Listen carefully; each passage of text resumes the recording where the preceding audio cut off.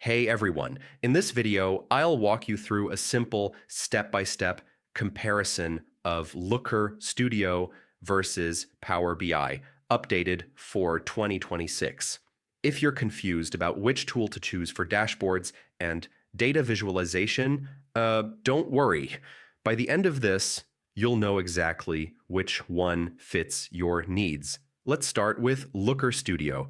Looker Studio is a free web-based tool from Google. It works really well with Google products like Google Sheets, GA4, and BigQuery. You don't need to install anything, Joe, though. We just sign in with your Google account and start building reports. It's simple, lightweight, and perfect for beginners, marketers, and small businesses.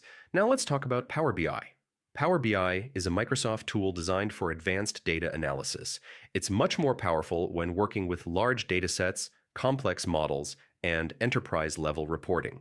Most people use Power BI Desktop, which you install on your computer. It connects best with Excel, SQL databases, and Microsoft services. Next, let's compare ease of use. Looker Studio is easier to learn. Honestly, you can build a dashboard in minutes. Power BI has a steeper learning curve, especially if you're new to data modeling and DAX formulas. So yeah, beginners usually feel more comfortable with Looker Studio. When it comes to customization and advanced analytics, Power BI clearly wins. It offers deeper calculations, better data transformations, and more control over visuals. Looker Studio is more limited, but it's fast and simple for everyday reporting. Now pricing? Looker Studio is completely free.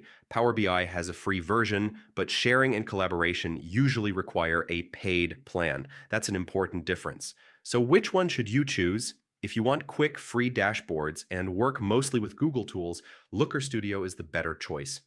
If you need advanced analytics, enterprise reporting, and Microsoft integrations, Power BI is worth it. And that's your simple comparison of Looker Studio versus Power BI in 2026. If this helped you, don't forget to like the video, share it with your team, and subscribe for more step-by-step guides. Thanks for watching, and I'll see you in the next one.